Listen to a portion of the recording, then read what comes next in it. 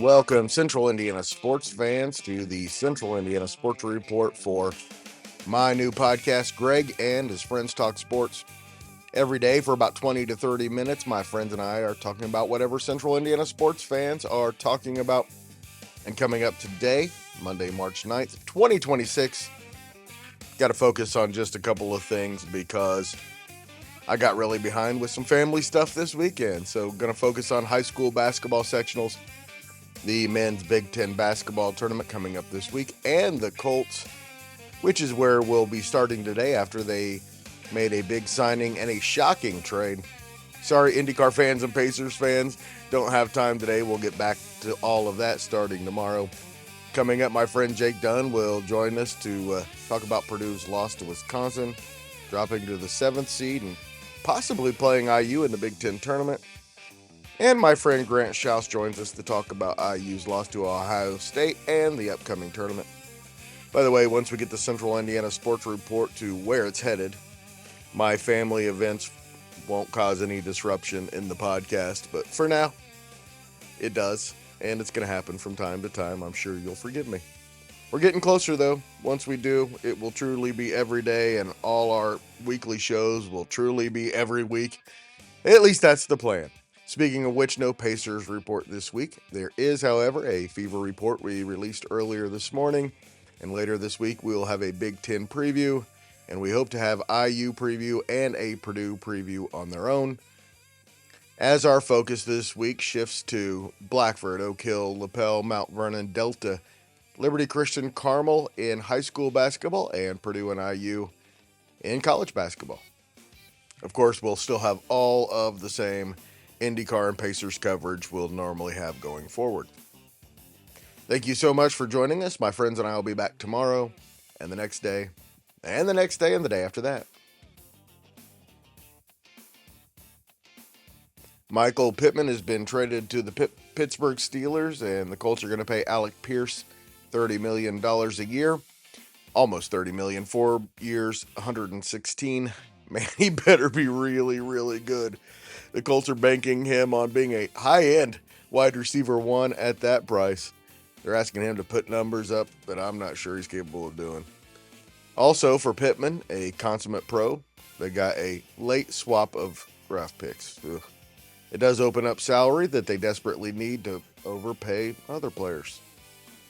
The trade just happened. I didn't have any time to talk to Will Rutherford. We will hear from him on tomorrow's show.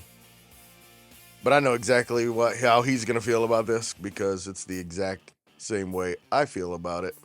I'm glad at least Pittman gets to go to a stable franchise. Lapel Bulldogs will host the Blackford Bruins in the Class 2A Regional after the Bulldogs rolled through the sectional at Elwood, and Blackford ran the gauntlet for the championship at Eastbrook. We've released a full recap on the Eastbrook sectional with Zach Carter and a bunch of Blackford Bruins as guests, including head coach Aaron Daniels. Later today, we'll have a Lapel sectional championship recap with Michelle Garman and Lapel head coach Kevin Cherry. Again, so sorry it's late, family obligations, but we'll get it to you no later than Tuesday morning. Lapel won its 3 sectional games by a combined 107 points. Blackford went through Alexandria, which had won 7 straight games, hosts Eastbrook, and 3-time defending sectional champion Wapahani to win their first sectional championship in 6 years. The Bruins are 20-6. We'll have a regional preview for you later this week with Aaron Daniels and Kevin Cherry and other guests as well. The game is set for 4 o'clock at Lapel on Saturday, and we'll have a recap for you sometime after the game on Saturday evening. The 2A game at Lapel follows 20-4 and 7th-ranked Monroe Central against 22-3 and 6th-ranked Southwood in a Class A regional at 1 o'clock. Grant Shouse will be at Frankfort to cover the Oak Hill Golden Eagles for us. Number 2 Oak Hill ran through the sectional at Manchester, as everyone knew that they would, and they should do the same to Benton Central, although I will say I've seen the Bison play, and admittedly they're playing really well entering the regional at Frankfort on Saturday. The Bison are 11-14, however. Benton Central and Oak Hill play the second game at Wiener Arena Saturday at 4 o'clock. Rossville won its first sectional since 2021 and will now try to win its first regional championship since 2002 in the first game at Frankfort on Saturday. The 20-5 Hornets face 15-11 North Vermilion at 1 o'clock at Frankfort. In the Southland Class A, Liberty Christian won its fourth straight sectional as well, bombing rival Anderson Prep 81-25. The Lions will face 11-14 Greenwood Christian at 4 o'clock on Saturday at Greenfield Central. So it should be a third straight regional championship for the Lions.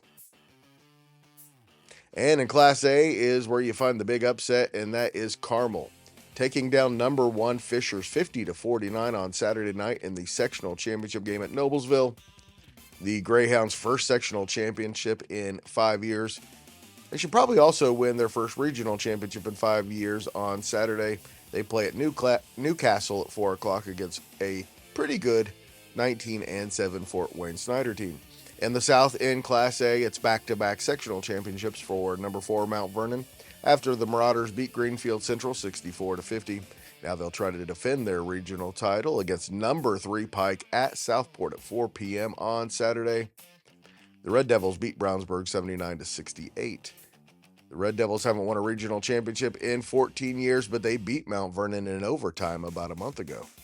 The other game it's Lawrence Central against Decatur Central after Lawrence Central upset Lawrence North 70-57 in their sectional. It's the Bears and Hawks for the regional championship at 7 o'clock at Southport Saturday. In Class 3A at Newcastle, Delta beat Yorktown 56-48 for a 4-peat, and they'll return to Chrysler Arena on Saturday, going for a 4-peat of regional championships as well, and it's a familiar foe that they'll face. 20-7 Blackhawk Christian. The Eagles upset the Braves 45-43 in last year's regional. Tip is scheduled for 1 o'clock. Once again, we will have reports from Lapel and Frankfort for you on Saturday evening, possibly Sunday morning, depending on how things go. Again, once we're at full steam, all these things will have set in stone schedules, but for now, I think we're still getting the job done. The Big Ten tournament gets underway in Chicago Tuesday at 5 with Maryland against Oregon, followed by Penn State against Northwestern. The Penn State Northwestern winner plays 10-seed IU, and the winner of that one plays 7-seed Purdue after the Boilermakers lost to Wisconsin at home on Saturday to end the regular season with 5 home losses. Unbelievable. My friend Jake Dunn shares my frustration with this year's Boilermakers team, but he's right. Everything's still out in front of them. Jake, if you would have told me before the season Purdue would lose 5 games at Mackey Arena, I would have asked you how many players got hurt. Yeah, certainly coming into this season, you didn't think Purdue would be able to drop that many games at home. That's how the cookie crumbled, and you just gotta take that on the chin, and I think this team's gonna keep working, but. Yeah, pretty disappointing regular season here. But Greg, as you've said before, the rest of their goals are still ahead of them. I did some research on this last week, and during my time at Purdue, they lost 7 times in Mackey Arena, with 5 of those losses being my freshman year, so the 2019-2020 season. And that was the year with Evan Boudreau was a senior, Jihad Proctor, so not a very good team. Pretty young team. Travion Williams was a sophomore. Sasha was a sophomore. Eric Hunter Jr. was a sophomore. So not a great team, and a team that if you look at the roster, you can kind of understand how they dropped 5 at home. But this team this year is 10 times more talented than what that one was, and they still dropped 5 at home. So I guess luckily none of the rest of the games this year will be at home. Maybe that's a bright spot for this team. But unbeaten on neutral courts. Yeah, never would have thought that coming into this year. And, of course, we're going to talk way more about the Big Ten tournament this week on our Big Ten tournament preview, trying to get everybody together to talk about what we're about to watch. This has kind of become a personal obsession of mine about the last decade, Jake.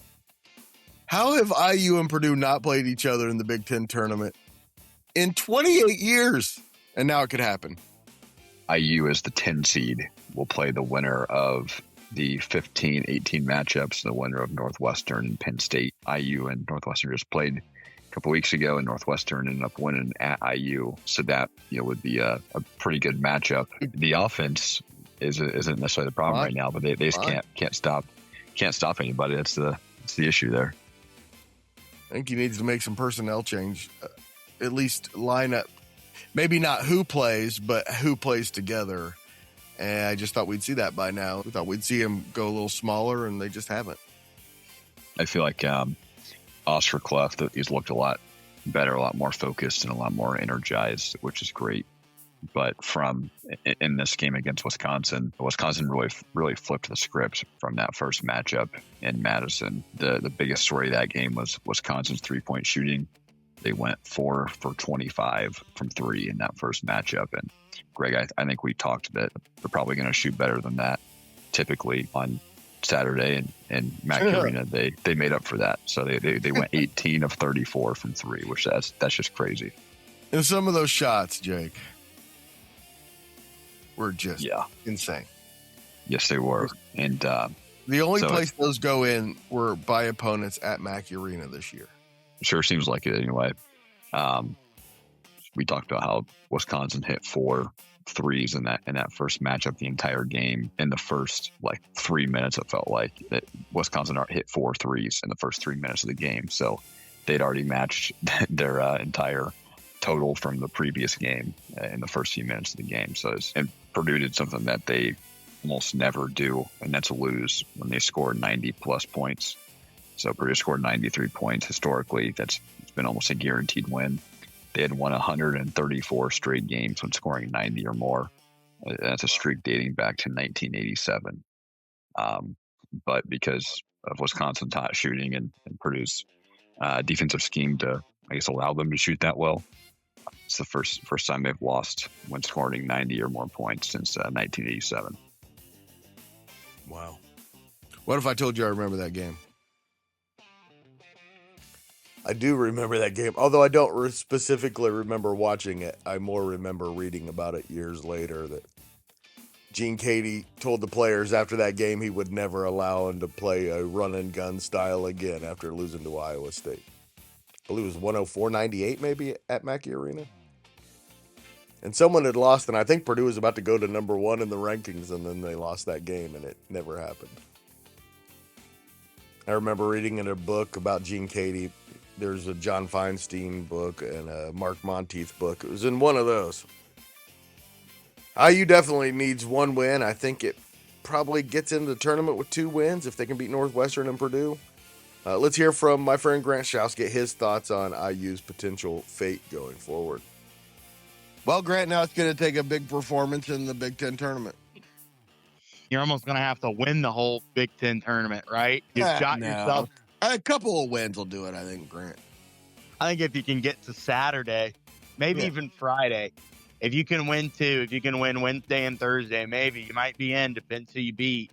This team has shot itself in the foot way too many times this year. Saturday was one of them, just a poor performance, just a bad performance on the road. And after an okay start to the game, pretty disappointing to see this team with how good they started out the year and cracked the top 25 and lost to the teams they were supposed to lose to. It's an inexperienced team that doesn't know how to play together, and it's unfortunate they're probably not going to make the NCAA tournament this year. How would you describe the regular season, Grant? A roller coaster is how I would describe it.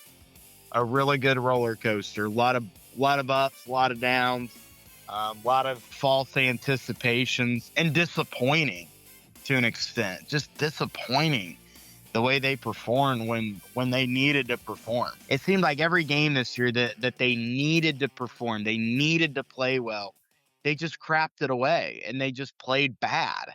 And that's unfortunate. I hate that. As a fan, you hate that.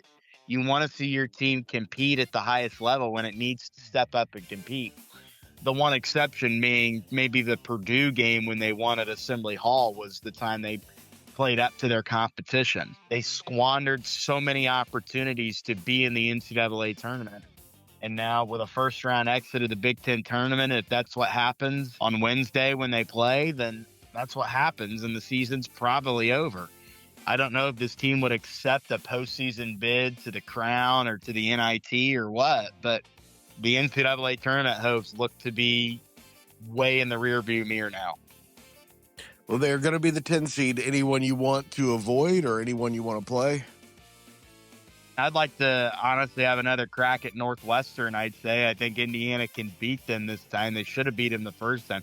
I think if they do beat them, a couple weeks ago, then maybe, we're approaching this conversation just a hair differently. I think we are. For sure. I wouldn't mind seeing Minnesota again, to be honest. Anyone but one of the top teams, I'd say. I think that I'm not sure it matters. This team has proven it's not going to compete when it needs to compete. So why does it matter who they play? It's really frustrating. It is really, really frustrating. I hear you, Grant. You think you're frustrated. I'm sure you're frustrated too, but I'm glad. Yeah, and I wish nothing but the best for his team. Nothing of import locally on Monday. However, in the WNBA, big day as far as labor negotiations go. If things can't be ironed out by Tuesday, delays in the offseason go into effect, which likely affects the regular season, and any disruption could literally just kill this league. As we discussed on this week's Fever Report with John Robertson and Michelle Garman, the WNBA just cannot afford this. The Fever are in a great place. I think championships are probably coming. It's going to be a lot of fun days ahead, but they cannot do this. Thanks for listening, everybody. Central Indiana Sports Report is a product of ITG Media, and I love Susie.